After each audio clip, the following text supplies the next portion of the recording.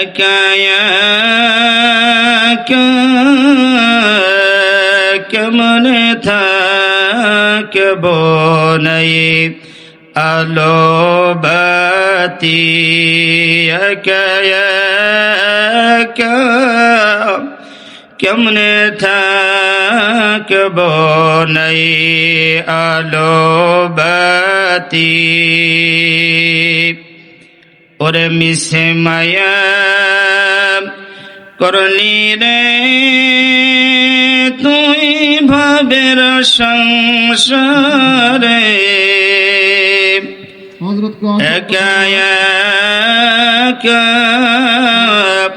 থাকতে হবে কবরে। কি বলেন ঠিক কিনা? কেউ সাথে থাকবে? একা কেমনে থাকবে নাই কোন সাথী। অধ্যকার ব্রিগেডিয়ার সাদেক ও জুয়েল কোরআন একাডেমি এবং দিগালিয়া শামসুল উলুম নিসারিয়া কারিমিয়া মহিলা মাদ্রাসা ও এতিমখানার উদ্যোগে আয়োজিত 2তম বার্ষিক ওয়াজ মাহফিলের সম্মানিত সুযোগ্য সভাপতি হযরত মাওলানা কারি মোহাম্মদ মশিউর রহমান খান সাহেব, মনিরুজ্জামান খান সাহেব, আজকের প্রধান মেহমান আলহাজ হযরত মাওলানা নাসির আহমদ সাহেব, আজকের প্রধান বক্তা বিশিষ্ট ইসলামী চিন্তাবিদ মুফাসসিরে কোরআন মুফতি শরাফতুল্লাহ মাজহারি সাহেব সহ উপস্থিত দাওয়াতি হযরত উলামায়ে কেরাম, ধুলির আসনে বসা আমার পিতৃতুল্য মুরব্বিয়ানে ইজাম বন্ধুতুল্য যুবক ভাইয়েরা, পর্দার আড়ালে অবস্থানরত মা ও বোনেরা, সর্বপ্রথম সেই মহান রব্বুল আলামিনের দরবারে শুকরিয়া জ্ঞাপন করেছি যে আল্লাহ পাক রব্বুল আলামিন দয়া করে মায়া করে ভালোবেসে আমাদেরকে আজকের এই জান্নাতের বাগিচায় এসে বসবার তৌফিক দান করেছেন। অন্তরের অন্তরস্থান থেকে আমরা সকলে শুকরিয়া দান বলি আলহামদুলিল্লাহ। আরো জোরে বলি আলহামদুলিল্লাহ। দুরুদ সালাম আকায়ে মাওলা তাজদার মদিনা হুজুরে পাক সাল্লাল্লাহু আলাইহি ওয়াসাল্লামের প্রতি মুহাব্বতের সাথে পড়ি সাল্লাল্লাহু আলাইহি ওয়াসাল্লাম। আমরা যে আজকের এই জান্নাতের বাগিচায় এসে বসতে পেরেছি, কোনো সন্দেহ আছে কি বলেন? এটা বেহেশতের বাগান, জান্নাতের বাগিচা। জান্নাতে সবাই আমরা যেতে চাই তো কি বলেন? সবাই আমরা জান্নাতে যেতে চাই। জান্নাতের কত মূল্য হবে? বুখারী শরীফের হাদিসের মধ্যে আসে যে জান্নাতের মধ্যে এক তীর পরিমাণ জায়গার মূল্য এই পৃথিবীর চাইতেও বেশি হবে। জোরে বলেন সুবহানাল্লাহ। জান্নাতের বর্ণনা পৃথিবীর কোনো মানুষ করে শেষ করতে পারবে না। কি বলেন ঠিক কিনা? ওই জান্নাতে আমরা সবাই যেতে চাই তো ইনশাআল্লাহ। জান্নাতি নাজনিয়ামতের বয়ান কঠিন ভাই, জান্নাতি নাজনিয়ামতের বয়ান কঠিন ভাই, কেন না তার কোন নজির এই দুনিয়ায় নাই। আরো জোরে বলেন মারহাবা। জান্নাতি নাজনিয়ামতের বয়ান কঠিন ভাই, কেন না তার কোন নজির এই দুনিয়ায় নাই। জান্নাতে এক তীর পরিমাণ জায়গার মূল্য কত, বেচলে হয় না দুনিয়ার সব নাজনিয়ামত যত। আরো জোরে বলেন মারহাবা। ওই জান্নাতে আমরা সবাই যেতে চাই তো। জান্নাতে যখন জান্নাতীরা যাইতে থাকবে, জান্নাতি হুর গিলমানেরা তারা ড্যান্স দিতে থাকবে, আর বিভিন্ন জান্নাতের গাছ থেকে, ফল থেকে, ফুল থেকে, ইট থেকে, সমস্ত জান্নাতের সব কিছু থেকে বিভিন্ন ধরনের মিউজিক বাজতে থাকবে, আর জান্নাতি হুর গিলমানেরা সামনে গান গাইতে থাকবে, আনন্দ দিতে থাকবে। আরো জোরে বলেন মারহাবা। দুনিয়ায় গানের পিছনে আমরা অনেক পাগল না কি বলেন? গান শোনার জন্য যদি গানের প্যান্ডেল হয় মানুষের অভাব হয় না, কোরআনের তাফসির হলে সেখানে কি মানুষ পাওয়া যায় না? বন্ধুরা আমার, জান্নাতি বান্দারা বান্দিরা যখন জান্নাতের মধ্যে যেতে থাকবে, আল্লাহ পাক রব্বুল আলামিন হুর গিলমানদেরকে হুকুম দেবেন, তোমরা একটু আজকের ডান্স শোনাও, তাদেরকে একটু গান শোনাও, তাদেরকে একটু আনন্দ দিতে থাকো। জোরে জোরে বলেন মারহাবা। আর জান্নাতি হুর গিলমানরা গান গাইতে থাকবে, জান্নাতি গান। নাহনুল খালিদাতু ফালা নাবিদু ওয়া নাহনুন নাঈমাতু ফালা নাবাসু ওয়া নাহনুর রাজিয়াতু ফালা নাসখাতু তুবা লিমান কানা লানা ওয়া কুন্না লাহু। আর জোরে জোরে বলেন মারহাবা। জান্নাতের ওই গেটের কাছে হুরবালারা এসে, জান্নাতের ওই গেটের কাছে হুরবালারা এসে অভিনন্দন জানাবে সব মধুর হাসি হেসে। আরো জোরে বলেন মারহাবা। নারায়ে তাকবীর। বলবেন গো প্রাণের স্বামী এসো মোদের শানে, বলবেন গো প্রাণের স্বামী এসো মোদের শানে, চিরকালই রাখবো তোমায় মধুর লিঙ্গনে, চিরকালই রাখবো তোমায় মধুর লিঙ্গনে। দুনিয়ার বুকে আমাদের স্ত্রীরা রাগ করে, স্বামীর উপরে রাগ করে, গুসা করে, কি বলেন ঠিক কিনা? বকাবকি করে, কত ছাই ঝামেলা করে, কিন্তু জান্নাতের মধ্যে কোনো ঝামেলা থাকবে না। সারা জান্নাতের মধ্যে শুধু আনন্দ আর আনন্দ দিতে থাকবে। কোনো মানুষ বুড়ো হবে না, কোনো মানুষ বুড়াও হবে না, কি বলেন ঠিক কিনা? জান্নাতীরা চির সুখী অসুস্থ না রবে, জান্নাতীরা চির সুখী অসুস্থ না রবে, চিরজীবী থাকবে, তাদের মৃত্যু নাহি হবে। আরো জোরে বলেন মারহাবা। অনন্তকালে থাকবে, যুবক হইবে না কেউ বুড়া, জান্নাতি সব এক বয়সী রইবে না কেউ বুড়া, জান্নাতি সব এক বয়সী রইবে না কেউ বুড়া। আরো জোরে বলেন মারহাবা। ওই জান্নাতে যেতে আমরা রাজি আছি তো? সবাই হাত তুলে আল্লাহকে দেখাই দিই, নারায়ে তাকবীর। আল্লাহ আমাদের সকলকে জান্নাতে যাওয়ার তৌফিক দান করুক। জোরে বলেন আমিন।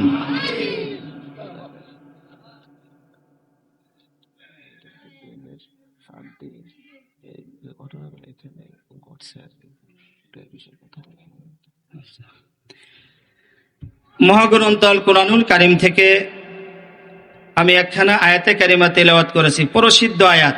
আয়াতখানা আমরা সবাই জানি, কি বলেন ঠিক কিনা? রাসূল পাক সাল্লাল্লাহু আলাইহি ওয়াসাল্লামের অগণিত হাদিস শরীফ থেকে একখানা হাদিস আমি পাঠ করেছি। আল্লাহ পাক রব্বুল আলামিন তৌফিক দান করলে আয়াত এবং হাদিসের দিকে লক্ষ্য রেখে কিছু আলোচনা। আমি যে আয়াতখানা তেলাওয়াত করেছিলাম, আয়াতের অর্থ হচ্ছে যে আল্লাহ পাক রব্বুল আলামিন এই মাটির থেকে আমাদেরকে সৃষ্টি করছে এবং এই মাটির মধ্যে আবার আমাদেরকে যাওয়া লাগবে। পুনরায় মাটির থেকে আবার আমাদের সকলকে আল্লাহর সামনে হাজির হতে হবে, কি বলেন ঠিক কিনা? এই কথাকে পৃথিবীর কেউ অস্বীকার করতে পারবেন? আল্লাহ পাক রব্বুল আলামিন বলেন, আমার সাথে সাথে বলেন, মিনহা খলাকনাকুম ওয়া ফিহা নুঈদুকুম ওয়া মিনহা নুখরিজুকুম তারাতান উখরা। সবাই জবান খুলে বলেন, মিনহা খলাকনাকুম ওয়া ফিহা নুঈদুকুম ওয়া মিনহা নুখরিজুকুম তারাতান উখরা। আমার আল্লাহ পাক রব্বুল আলামিন বলেন, বান্দারে আমি আল্লাহ তোকে মাটির থেকে সৃষ্টি করলাম, আবার তোকে মাটির মধ্যে আমি আল্লাহ ঢোকাইব, নির্দিষ্ট সময় আবার মাটির থেকে আমি আল্লাহ উঠাইব, কি বলেন ঠিক কিনা? আল্লাহ পাক রব্বুল আলামিন কিভাবে আমাদেরকে মাটির থেকে সৃষ্টি করলেন সূরা আনআমের ২ নম্বর আয়াতে কারিমার মধ্যে গেলে বোঝা যাবে। আল্লাহ পাক রব্বুল আলামিন ঘোষণা করেন, হুয়াল্লাযী খালাকাকুম মিন তিনিন সুম্মা কাযা আজালান ওয়া আজালুন মুসাম্মান ইনদাহু সুম্মা আনতুম তামতারুন। তিনি সেই মহামান্বিত রব যে আল্লাহ পাক রব্বুল আলামিন আমাদেরকে মাটির থেকে সৃষ্টি করেছেন। তিনুন শব্দের অর্থ হচ্ছে কি মাটি। আল্লাহ পাক রব্বুল আলামিন মাটির থেকে আমাদেরকে সৃষ্টি করালেন। ওয়া আজালুম মুসাম্মা, এবং প্রত্যেকটা মানুষের জন্য নির্দিষ্ট একটা সময় রেখেছেন। কি বলেন ঠিক কিনা? এই সময়টা কোনো মানুষের হাতে নয়। সন্তানের হায়াত মা বাবার হাতে নাই, মা বাবার হায়াত সন্তানের হাতে নয়। কি বলেন ঠিক কিনা? এই হায়াতের মালিককে আরো জোরে বলতে হবে কে? আল্লাযী খালাকাল মাউতা ওয়াল হায়াতা লিয়াবলুয়াকুম আইয়ুকুম আহসানু আমালা। হায়াতের মালিক আল্লাহ। ওয়া আজালুম মুসাম্মান ইনদাহু, আল্লাহর হাতে হায়াত। যেদিন যার সময় শেষ হয়ে যাবে রে বন্ধু, ওই দিন দুনিয়া ছেড়ে চলে যেতে হবে। গায়ের জোরে আমরা কেউ চিরকাল দুনিয়ার বুকে থাকতে পারবো না। কি বলেন ঠিক কিনা? একদিন না একদিন দুনিয়ার থেকে বিদায় নিতে হবে। আমার বাবা যেমনি ভাবে দুনিয়ার থেকে বিদায় হয়েছে, আমার দাদা দাদি যেমনি ভাবে বিদায় হয়ে গেছে, এমন একটা দিন আসবে যেই দিন আপনার নামেও মাইকিং হতে থাকবে। কি বলেন ঠিক কিনা? আপনাদের এলাকায় মাইকিং হয় নাকি কেউ মারা গেলে? মনে রাখবেন, আজকের অমকের জন্য মাইকিং হইতেছে। একদিন আমি আব্দুল্লাহ বাহাদুর, আমার নামেও মাইকিং হবে। কি বলেন ঠিক কিনা? আপনার নামেও মাইকিং হবে। অমক গ্রামের অমক লোক আর দুনিয়ার বুকে নাই। আমার লাশের খবর বন্ধু শুনবে একদিন জানি।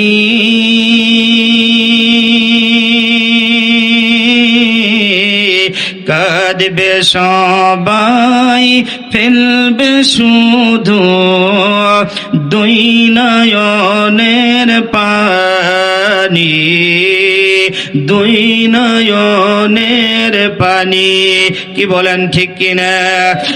বন্ধুরে আমার, আল্লাহ পাক রব্বুল আলামিন যেই নির্দিষ্ট সময় দিয়ে আমাকে পাঠাইছেন, ওই নির্দিষ্ট সময়ের কোটা যেদিন শেষ হয়ে যাবে, ওই দিন অবশ্যই অবশ্যই আমাকে দুনিয়ার থেকে বিদায় নিতে হবে।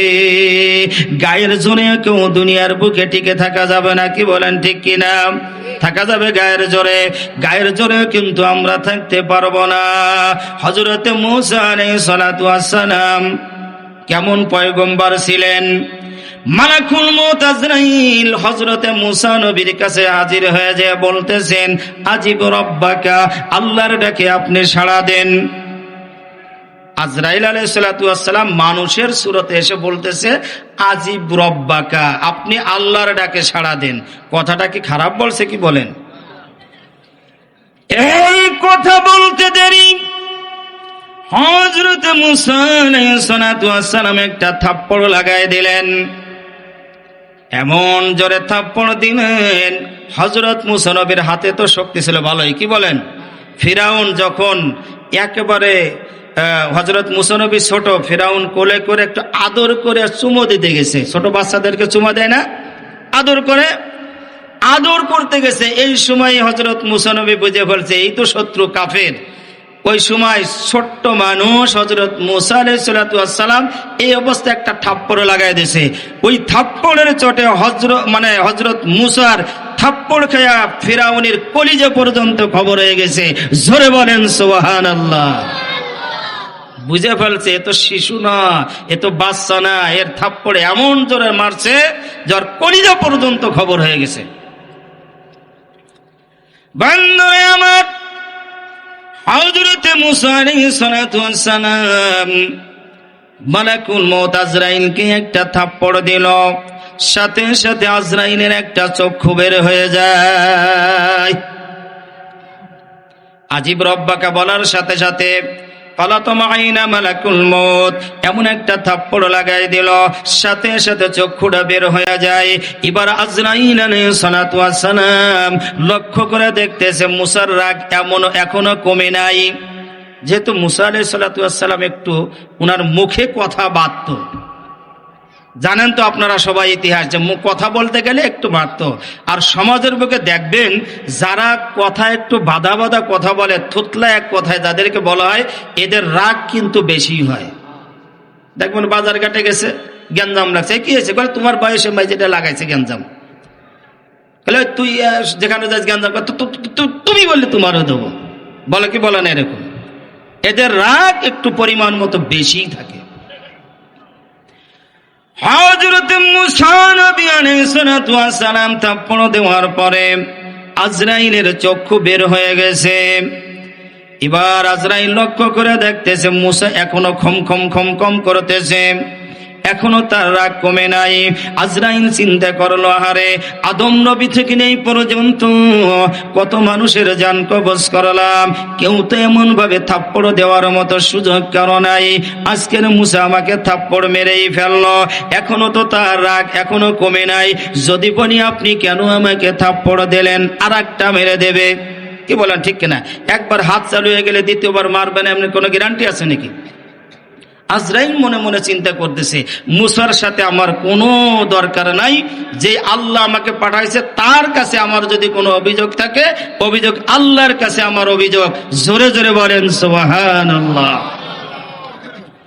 ফারাজাল মালিকু ইলাল্লাহি তাআলা, মুসা নবীর থাপ্পড় খাইয়া আজরাইল আলাইহিস সালাতু ওয়াস সালাম আল্লাহর কাছে ডাক দেয়া বলতেছে, রব্বুল আলামিন ইন্নাকা আরসালতানি ইলা আবদিন লাকা লা ইউরিদুল মাউত।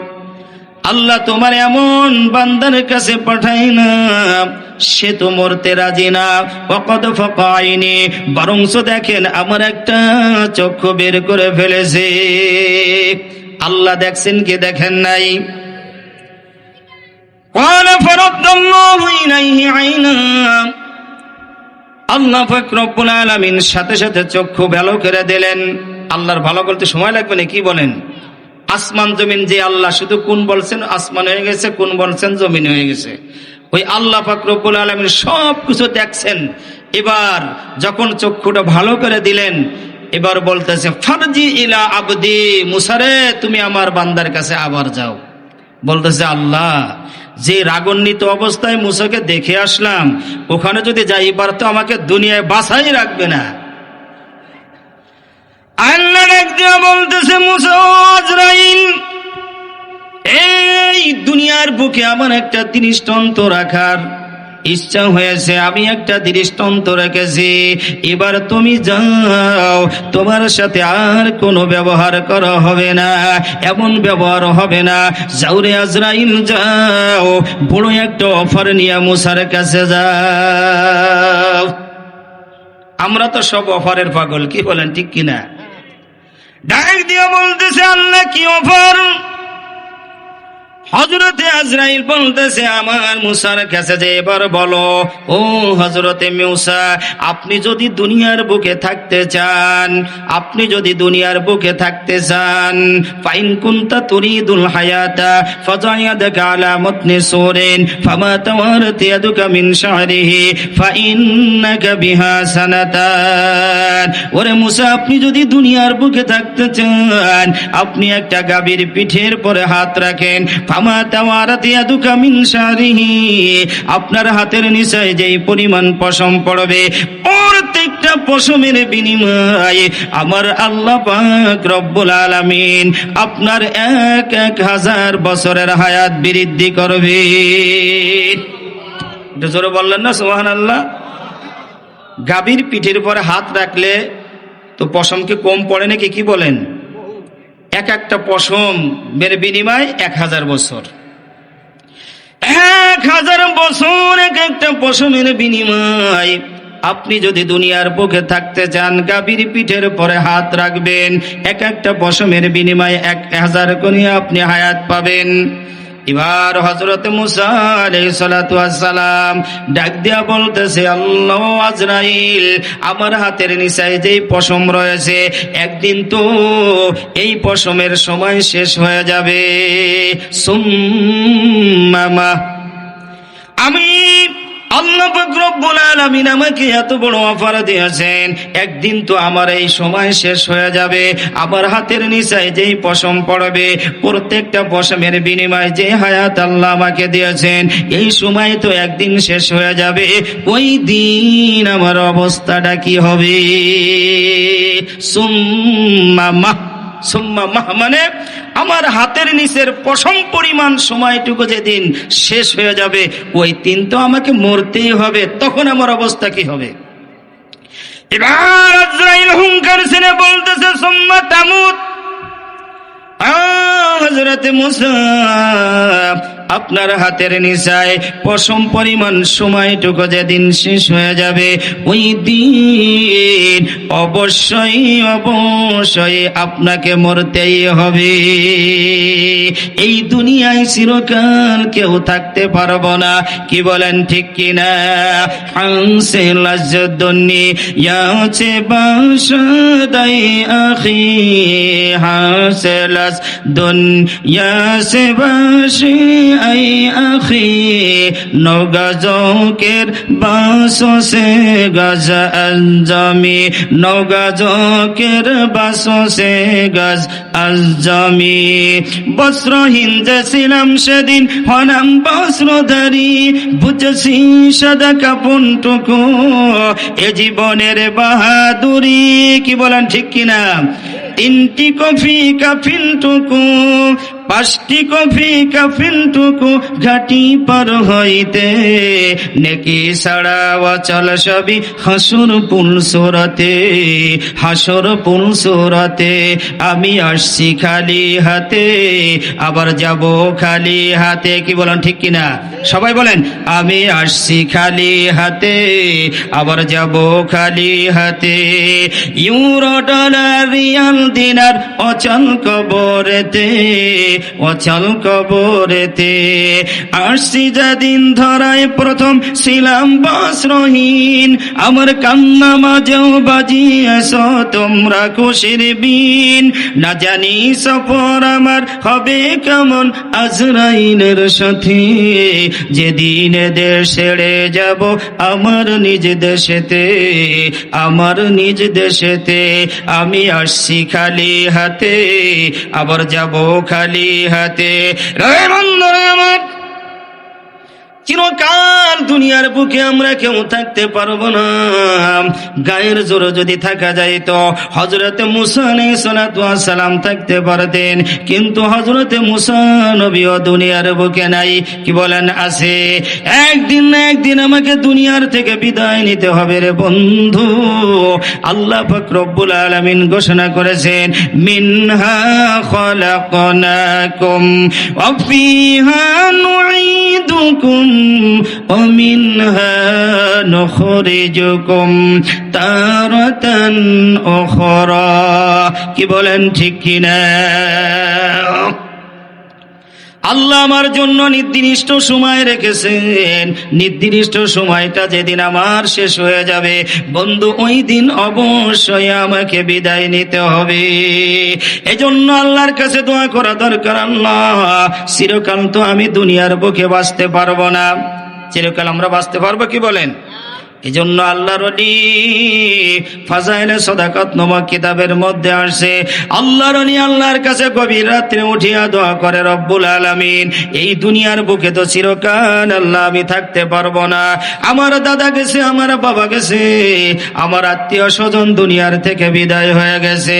ও রব্বুল আলামিন, আল্লাহ তুমি আমাকে এমন একটা মরণ দাও, আমি যেন আমার ইন্তেকালের আগ মুহূর্তে 2 রাকাত নফল নামাজ নামাজ পড়তে পারি, 2 রাকাত নামাজের নিয়ত করব, প্রথম রাকাত ধীরে স্থির ভাবে আমি শেষ করব, দ্বিতীয় রাকাতের দ্বিতীয় সিজদার মধ্যে যখন যাব রে, ওই সময় আজরাইল আমার জান কবজ করবে।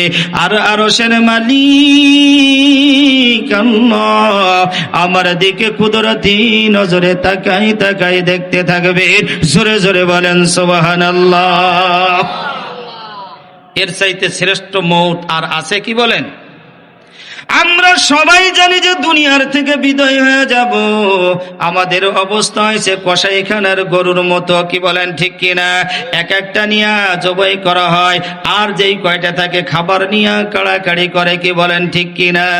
ব্রয়লার মুরগির দোকানে আপনি যান, দেখবেন একটাকে একটার পরে এক জবাই দিতেছে, আর গুলন সব খাবার খাইতেছে, কি বলেন ঠিক কিনা? আমাদের সমাজের এত মানুষ মারা যায়, কিন্তু আমার মধ্যে কোনো পরিবর্তন নাই। আল্লাহর ওলি দোয়া করে, আল্লাহ এমন একটা মরণ আল্লাহ তুমি আমাকে দাও, আমার ইন্তিকালের পূর্বে যেন সুন্দরভাবে সুন্নাত তরিকায় ওযু করতে পারি। ওযু সুন্নাত তরিকায় কেন? প্রত্যেকটা অঙ্গ প্রত্যঙ্গ ধোয়ার সময় এক একটা দোয়া আছে, চেহারা ধোয়ার সময় দোয়া আছে, মাথা মাসে করার সময় দোয়া আছে, কি বলেন ঠিক কিনা? আল্লাহর ওলি কান্দে, ও রব্বুল আলামিন আমি যেন সুন্দরভাবে সুন্নাত তরিকায় ওযু করতে পারি। 2 রাকাত নফল নামাজের নিয়ত বানবো, প্রথম রাকাত ধীরে স্থির ভাবে শেষ করব। আল্লাহ গো, দ্বিতীয় রাকাতের দ্বিতীয় সিজদার মধ্যে যখন যাব, আল্লাহ ওই সময় আজরাইল আমার জান কবজ করবে। আর আল্লাহ আপনি আরশ থেকে আমার দিকে কুদরতি নজরে তাকাই তাকাই দেখতে থাকবে। আল্লাহর কাছে যদি এমন দোয়া করা হয়, আল্লাহ পাক রব্বুল আলামিন অবশ্যই বান্দার দোয়া কবুল করবেন, কি বলেন ঠিক কিনা? আল্লাহর কাছে যে যত চায় আল্লাহ তারপরে সন্তুষ্ট হইয়া যায়। দুনিয়ার মানুষ কলিজার টুকরা সন্তান যদি শুধু চাইতে থাকে, একবার 2 বার 100 বার 200 বার চাইলে আমরা রাগ করি, কি বলেন ঠিক কিনা? অথচ আল্লাহর কাছে যত চাওয়া হয় আমার আল্লাহ পাক রব্বুল আলামিন ততই খুশি হয়। দোয়া করা দরকার আছে কিনা? কোনদিন আমরা এমন একটা দোয়া করিনি, আল্লাহ দুনিয়ায় তো থাকতে পারবো না, মরণ তো আমার হয়ে যাবে, আল্লাহ তুমি আমাকে পাক পবিত্র অবস্থায় সুন্নাত তরিকায় যেন আমি ওযু করতে পারি, দ্বিতীয় রাকাত নামাজ পড়িয়া দ্বিতীয় সিজদার মধ্যে যখন যাব, আল্লাহ ওই সময় আমার জানটা কবজ হবে। একটু দোয়া করা যাবে কি যাবে না? আল্লাহর ওলির দোয়া কবুল হয়ে গেছে। একদিন সকালবেলায় আল্লাহর ওলি উনার এক আত্মীয়র বাড়িতে রওনা দিয়া যাবেন, এই সময় মানুষের সুরাতে আজরাইল সামনে হাজির হয়ে গেছে। আরো জোরে জোরে বলেন সুবহানাল্লাহ। ডাক দিয়া বলতেছে, আসসালামু আলাইকা ইয়া ওলি আল্লাহ। আজরাইল এসে কি করতেছে? সালাম দিতেছে। নেককার বান্দা বান্দি যারা হবে তাদেরকে আজরাইল আলাইহিস সালাতু ওয়াস সালাম জান কবজের সময় এসে প্রথমেই তাকে সালাম দিবে। আরো জোরে বলেন সুবহানাল্লাহ। বন্ধুরা আমার, আজরাইলের পক্ষ থেকে সালাম জানাবে এবং আল্লাহ পাক রব্বুল আলামিনের পক্ষ থেকে সালাম দেয় এবং সাথে সাথে জান্নাতের সুসংবাদ জানায়া দেয়। আপনি যদি আল্লাহর প্রিয় বান্দা হন, আল্লাহর ওলি হন, আল্লাহর ওলি হইতে গেলে শুধু বিরাট আলেম মাওলানা মুফতি হওয়ার প্রয়োজন নাই। একজন রিকশা চালক সেও আল্লাহর প্রিয় বান্দা, আল্লাহর ওলি হইতে পারে। একজন কৃষক, একজন মৎস্য ব্যবসায়ী, একজন কসাই সেও আল্লাহর ওলি হইতে পারে। আল্লাহ পাক রব্বুল আলামিন বলেন সূরা নাহলের 32 নম্বর আয়াতে কারিমার মধ্যে, আল্লাযীনা তাতাওয়াফাহুমুল মালাইকাতু তাইয়্যিবিন সালামুন আলাইকুম উদখুলুল জান্নাতা বিমা কুনতুম তা'মালুন। আরো জোরে বলেন আল্লাহু আকবার। আল্লাহ পাক রব্বুল আলামিন বলেন আমার নেককার বান্দা বান্দীদের ইন্তেকালের সময় আজরাইল যখন তার জান কবজের জন্য যায়, তার চোখের সামনে দাঁড়ায়া তাফসীরে জালালাইন শরীফের মধ্যে আসে, ওয়াইজা আশরাফাল আব্দুল মুমিনু জা মালাকুন ফাকালা আসসালামু আলাইকা ইয়া ওয়ালি আল্লাহ, আল্লাহু ইয়াকরু আলাইকা সালাম ওয়া ইউবাশশিরুকা বিল জান্নাহ। ইন্তেকালের সময় আল্লাহর নেককার বান্দা বান্দীদের চোখের সামনে একজন ফেরেশতা আজরাইল সামনে আসিয়া তাকে সালাম জানায়, নিজের পক্ষ থেকে সালাম জানায়, আর বলে আল্লাহু ইয়াকরাউ আলাইকা সালাম, আরশের মালিক এবং জান্নাতের শুভ সংবাদ দিয়েছে। জোরে জোরে বলেন সুবহানাল্লাহ। আল্লাহর ওলিকে আসিয়ে সালাম বিনিময় করতেছে। আল্লাহর ওলি ডাক দেয়া বলতেছে, কি আপনি কিছু বলবেন? আজরাইল ডাক দেয়া বলতেছে, আমি আপনার সাথে একটা কথা বলার জন্য আসছি। বলে যে তাড়াতাড়ি বলো, আমি তো আমার এক আত্মীয়র বাড়িতে যাব। এবার আজরাইল ডাক দিয়ে বলে, আপনি ব্যস্ত হলে হবে না, আমার একটা কথা শোনেন, আপনার কানটা আমার মুখের কাছে লাগাইয়া দেন। এবার আল্লাহর ওলি যখন একটু ঝুঁকিয়া কানটা আজরাইলের মুখের কাছে লাগাইয়া দেয়, ডাক দিয়া বলতেছে, আমি দুনিয়ার কোন মানুষ নই, আমি হচ্ছে আজরাইল, আপনার জান কবজের জন্য হাজির হয়েছি। আল্লাহর ওলি বলতেছে আলহামদুলিল্লাহ। কি বলতেছে? আজরাইল জান কবজের জন্য আসছে, বলতেছে আলহামদুলিল্লাহ, এই মুহূর্তে আপনি আমার জান কবজ করে নেন। আরো জোরে বলেন সুবহানাল্লাহ।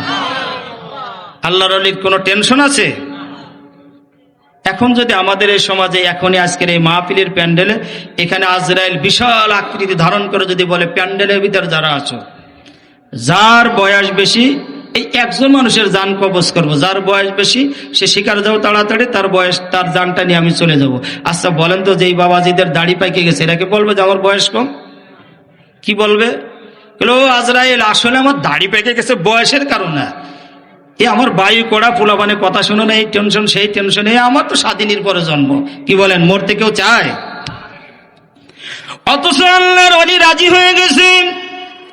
ডাক দিয়া বলতেছে, অবস্থার পরে আপনি আমার জানকে কবজ করিয়ে নেন, আমি তো দীর্ঘদিন আপনার অপেক্ষায় আছি। আল্লাহর ওলিকে আজরাইল ডাক দিয়া বলে, ও আল্লাহর ওলি, আপনি বললি তো আপনার জান আমি কবজ করতে পারি না। আপনি যে তাহাজ্জুদের মুহূর্তে গভীর রাত্রে উঠিয়া আল্লাহর কাছে দোয়া করতেন, রব্বুল আলামিন, এই দুনিয়ায় থাকতে আমি আসি নাই। আল্লাহ, আমার বাবা দাদা যেমনি ভাবে দুনিয়ার থেকে বিদায় হয়েছে, আমিও একদিন বিদায় হয়ে যাব।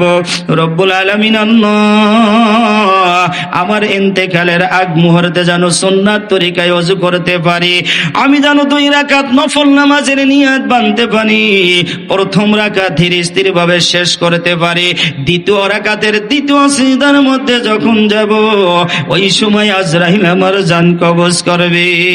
আর আল্লাহ আপনি আরশ থেকে আমার দিকে কুদরতি নজরে তাকাই তাকাই দেখতে থাকবেন।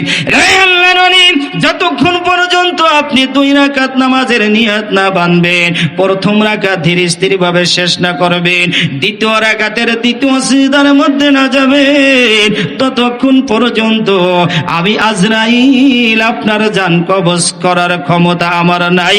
জোরে জোরে বলেন সুবহানাল্লাহ। মিনহা খলাকনাকুম ওয়া ফিহা নুঈদুকুম ওয়া মিনহা নুখরিজুকুম তারাতান উখরা। ও বন্ধুরে আমার, দুনিয়ার বুকে আল্লাহ পাক রব্বুল আলামিন আমাদেরকে পাঠাইছেন, 2 দিন 4 দিন থাকার পরে আবার আমরা এখান থেকে চলে যাব। আমি যেমন ঢাকার থেকে আজকে রওনা দিয়ে আমরা আসছি, আপনাদের এখানে সারা জীবন থাকার জন্য আসি নাই, আমরা আসছি কিছুক্ষণ এখানে থাকবো, এরপরে আবার সম্ভব হলে রাত্রে আমরা চলে যাব। কি বলেন ঠিক কিনা? ও বন্ধুরে আমার, আপনার বাড়ির মেহমান যেমনি ভাবে আসে 2 দিন 3 দিন থাকার পরে আবার চলিয়া যায়, আমাদেরকেও আল্লাহ দুনিয়ায় মেহমান হিসেবে পাঠাইয়াছেন। আল্লাহ পাক রব্বুল আলামিন মেহমান হিসেবে পাঠাইয়া আবার আমাদেরকে আমাদের জন্য মেহমানদারি করাচ্ছেন, আমাদের থাকার জন্য সুন্দর বাসস্থানের ব্যবস্থা করেছেন। যেদিন আমার যাওয়ার সময় হয়ে যাবে আবার আল্লাহ আমাদেরকে নিয়ে নিবেন। সূরা বাকারার মধ্যে আল্লাহ ঘোষণা করেছেন দুনিয়ার মানুষ আমরা সব মেহমান হিসেবে আসছি। আল্লাযী জাআলা লাকুমুল আরদা ফিরাশা ওয়াস সামাআ বিনাআ ওয়া আনজালা মিনাস সামাই মাআ। আল্লাহ মেহমান হিসেবে আমাদেরকে পাঠাইছেন। আমি মেহমান, আমি যেমন এখানে আসার সাথে সাথে থাকার জন্য একটা ব্যবস্থা করেছেন, আমার খাবার জন্য ব্যবস্থা করেছেন, আমার থাকার জন্য সুন্দর একটা বিছানা দিয়েছেন, আল্লাহ আমাদের জন্য জমিন দিয়েছে, আল্লাহ থাকার জন্য আসমানের ব্যবস্থা করেছে, খাবার জন্য আসমান থেকে বৃষ্টি নাজিল করিয়া করিয়া আল্লাহ আমাদের রিজিকের ব্যবস্থা করে। কি বলেন ঠিক কিনা? আমি যেমনি ভাবে এখান থেকে চলে যাব, আল্লাহর পক্ষ থেকে যখন সময় এসে যাবে আমরাও বিদায় হয়ে চলে যাব। কোথায় যাব আমরা? অন্ধকার কবরে। কি বলেন ঠিক কিনা? ওই অন্ধকার কবর, 3.5 হাত কবর, পোকামাকড়ের কবর। কি বলেন ঠিক কিনা? কবর বাড়ি হায়রে বিশান অন্ধকার,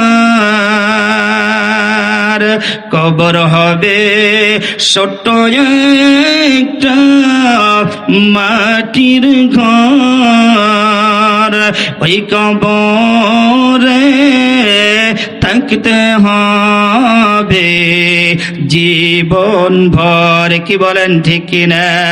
লাশটি আমার পড়ে থাকবে বাড়ির আঙ্গিনায়,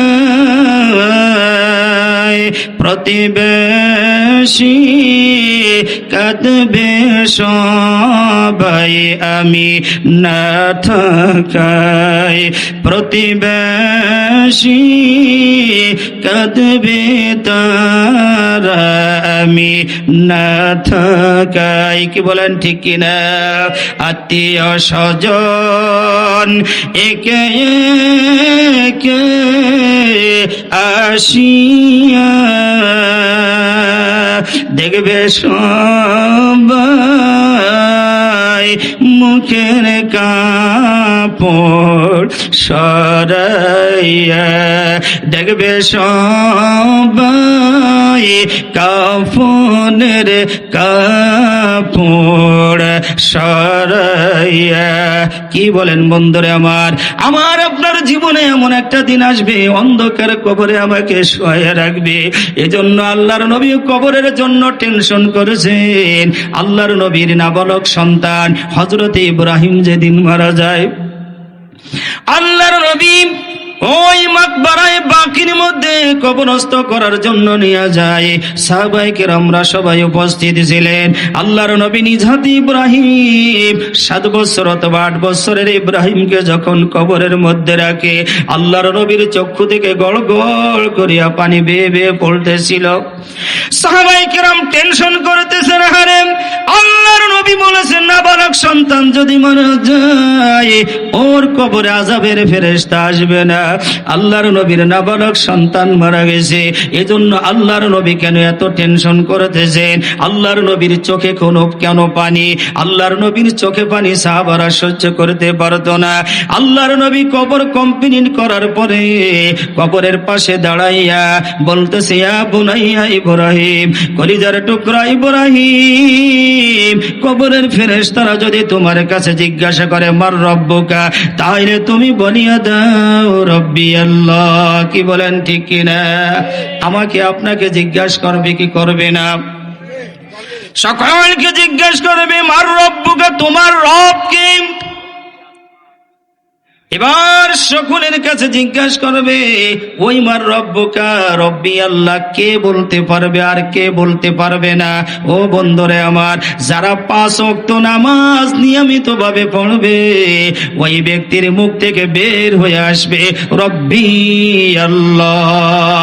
কি বলেন ঠিক কিনা? যার রবের সাথে সম্পর্ক আছে, আল্লাহ পাক রব্বুল আলামিন রূহের জগতে আমাদেরকে পরিচয় দিয়েছিলেন, আলাস্তু বিরব্বিকুম, আমি কি তোমাদের পরব নয়? তখন আমরা সমস্যা বলেছিলাম কলু বালা, রব্বুল আলামিন আলামিন, আল্লাহ আপনি আমাদের প্রতিপালক, আপনি আমাদের রব। আল্লাহ বলেছিলেন এই রবের কথা একদিন প্রশ্ন করা হবে। দুনিয়ার মহাব্বতে পড়িয়া আমি রবকে ভুলে যেও না। তাই তো আল্লাহ কবরে ফেরেশতার মাধ্যমে জিজ্ঞাসা করবে মার রব্বুকা। ওই সময় যারা নামাজি মানুষ থাকবে তাদের মুখ থেকে শুধু রব্বি আল্লাহ শব্দ বের হবে। আরো জোরে বলেন সুবহানাল্লাহ। নামাজ পড়া দরকার আছে কিনা কি বলেন? বান্দারে আমার, এক রাকাত নামাজ পড়তে হলে কমপক্ষে 11 বার রব শব্দ বলা লাগবে। দেখবেন যারা বাসের কন্ট্রাক্টর থাকে, যারা হেল্পার থাকে, এই গুলিস্তান গুলিস্তান বলতে বলতে ঘুমোয় ঘুমোয় গুলিস্তান গুলিস্তান বলে। কি বলেন ঠিক কিনা?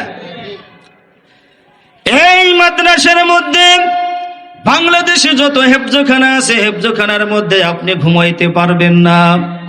যখন নাকি ঘুমায় হেফজখানার ছাত্ররা ওই মাথার থেকে একটা তেলাওয়াত করে ওঠে, এই মাথার থেকে একজন, মাঝখান থেকে দুইজন চারজন, তাবারাকাল্লাযী বিয়াদিহিল মুলকু আলা কুল্লি শাইইন কদির, আবার ঘুমিয়ে পড়ে। ঘুমের অবস্থায় ওরা ওইটাই করতে থাকে যেটা হাফেজ সাহেবের সামনে সারাদিন পড়তে থাকে।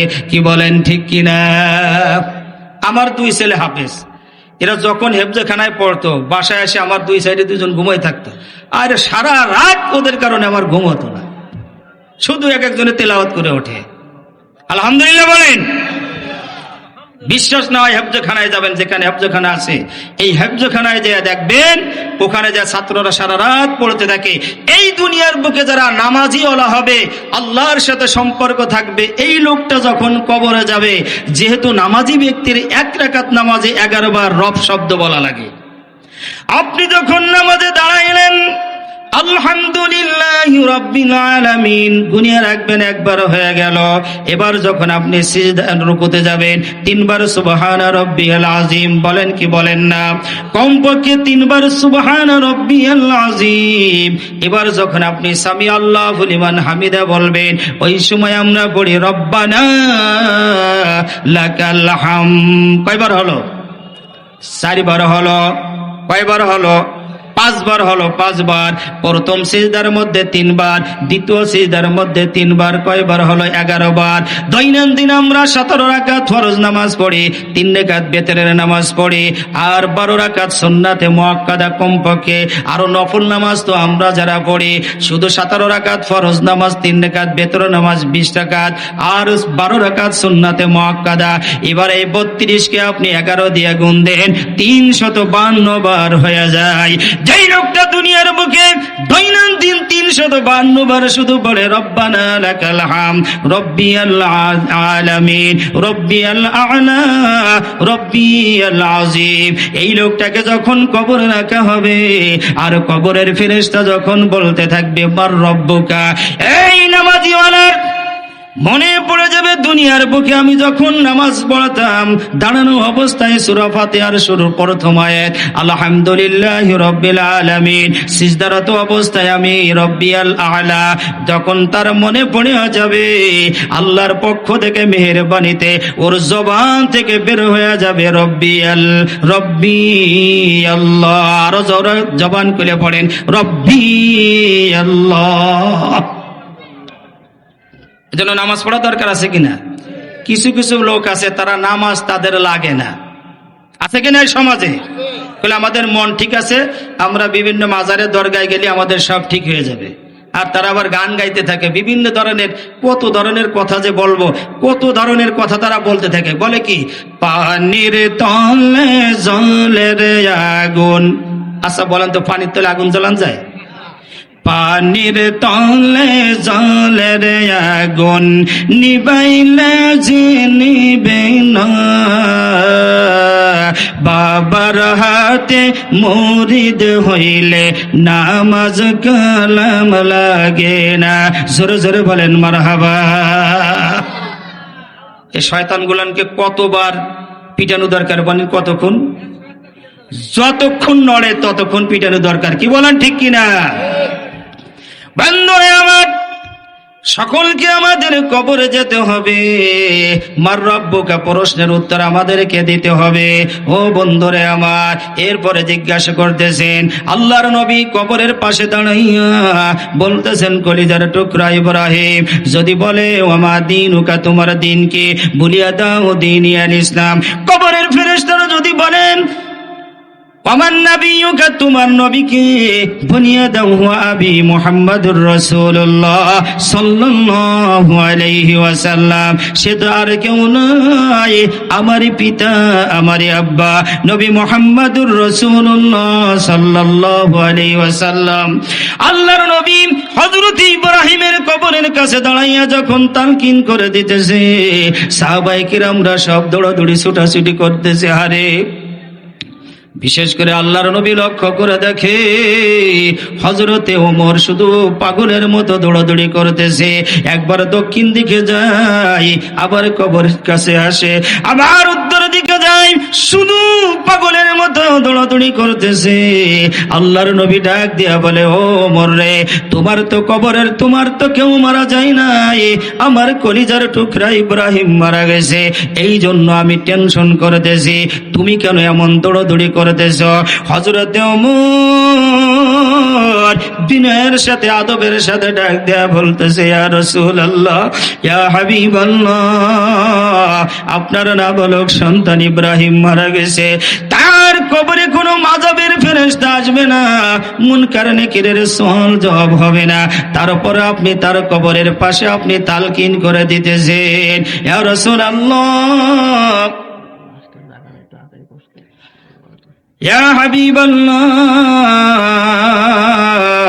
আমি ওমর যেদিন মারা যাব, ওই দিন আমি ওমরের কবরের অবস্থাটা কি হবে, হইতে পারে আপনি যদি দুনিয়ার বুকে না থাকেন। লা ইলাহা, আপনারা একটু আগে বসেন, সামনে অনেক ফাঁকা জায়গা আছে, এটা সবাই আমরা আগে বসি, সবাই আগে বসি, ভালো লাগবে। পিছনে যারা আসছে তাদের বসার সুযোগ করে দেন, পিছনে জমে জমে বসেন, সামনে জায়গা ফাঁকা আছে।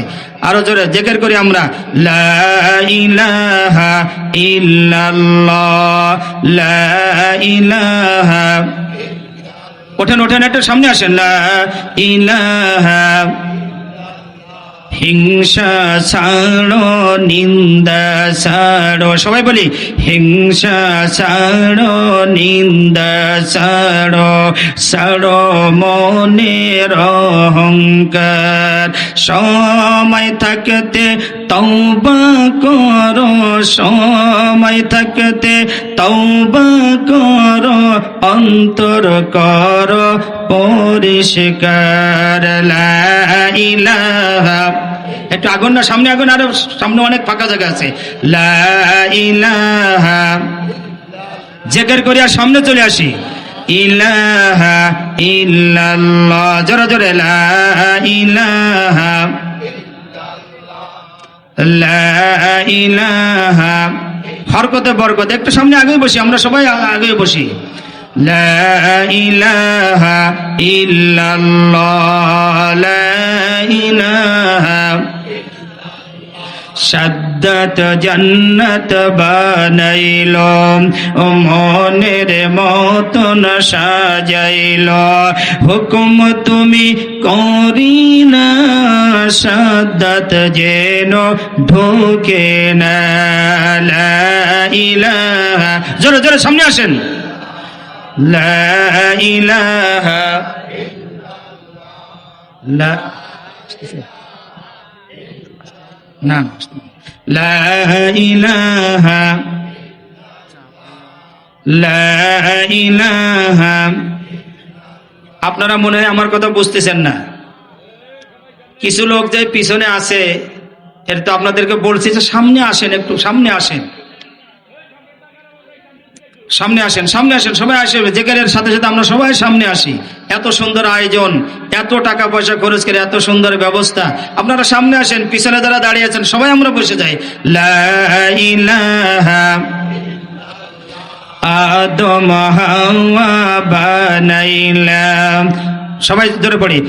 আদম হাওয়া বানাইলা দুনিয়াতে ফেলিলা 360 বছর পর কবুল করিলা মোর নবীজির ওসিলা লা ইলাহা লা ইলাহা লা ইলাহা ইল্লাল্লাহু মুহাম্মাদুর রাসূলুল্লাহ সাল্লাল্লাহু আলাইহি ওয়াসাল্লাম। আমি যদি ঘোষণা দিতাম সামনে যে বসবে তার 1 লক্ষ টাকা দেওয়া হবে, তাহলে কি সামনে কেউ আসতো? এরকম ফাঁকা থাকতো? কি বলেন? 1 লক্ষ টাকার অফার দিলে কেউ আসতে কি আসতো না সবাই? তা আমি এত সুন্দরভাবে বললাম, আপনারা আসতেছেন না, এখনো আসতেছেন না। ভাই জলদি চলে আসেন। বিশ্বনন্দিত কারি তিনি আপনাদের সামনে কোরআন শরীফ তেলাওয়াত করবেন। এরপর আমাদের প্রধান আকর্ষণ, প্রধান বক্তা, সারা বাংলায় আলোড়ন সৃষ্টিকারী বিশিষ্ট ইসলামী চিন্তাবিদ মুফতি শরাফতুল্লাহ মাযহারি সাহেব উনি আসতেছেন, আমাদের সামনে আসবেন। আখিরি মুনাজাত করে আমরা যাবো ইনশাআল্লাহ। কি বলেন, ঠিক কিনা? তো আমরা সবাই জমে জমে সামনেই বসি, ভালো লাগবে। বন্ধুরা আমার, বলতেছিলাম দুনিয়ায় চিরকাল থাকা যাবে না। কি বলেন, ঠিক কিনা? আল্লাহর নবী কবরের জন্য টেনশন করেছেন, হযরত ওমরের কিন্তু টেনশন করার দরকার নাই। আল্লাহর নবী মিরাজের মধ্যে যখন মিরাজের সময় যখন জান্নাতের মধ্যে গেছে, আল্লাহর নবী হুজুরে পাক সাল্লাল্লাহু আলাইহি ওয়াসাল্লাম বলেন, দাখালতুল জান্নাহ, আমি যেদিন জান্নাতের মধ্যে গেলাম ওই দিন ফাইদা নবীর রমসা ইমরাতি আবি তালহা, আমি একজন সর্বপ্রথম জান্নাতের মধ্যে একজন মহিলাকে দেখতে পাইলাম, যেই মহিলা তখনও দুনিয়ার বুকে বেঁচে আছে, তার ইন্তেকাল হয় নাই, অথচ আল্লাহর নবীর জীবন দশায় তাকে জান্নাতের মধ্যে দেখে আসে। জোরে জোরে বলেন মারহাবা। আল্লাহর নবী জান্নাতে গেছেন, দেখে যে দুনিয়ার বুকে বসবাস করে একজন মহিলা, সেই মহিলাকে আল্লাহর নবী জান্নাতের মধ্যে দেখলেন। কোন আমলের কারণে এই মহিলা জান্নাতের মধ্যে পৌঁছিয়ে যায়, লম্বা ঘটনা। বন্ধুরে আমার, ওই মহিলার নাম ছিল হযরতে উম্মে সুলাইম, হযরতে আবু তালহা রাদিয়াল্লাহু তাআলা আনহুর স্ত্রী। হযরতে আবু তালহা বড় একজন ধনাঢ্য ব্যক্তি ছিলেন, কিন্তু ইসলাম গ্রহণ করার কারণে আস্তে আস্তে সমস্ত সম্পত্তি আল্লাহর রাস্তায় ব্যয় করিয়া দেয়, এমন গরিব হয়ে যায় পড়ার মতো কোনো উপযুক্ত কাপড় পর্যন্ত ছিল না। তাদের পরনে কাপড় থাকতো না, খাবারের জন্য পেটে খাবার থাকতো না, কিন্তু ইমানের মতো তো না, তারা ছেড়ে দেয় না।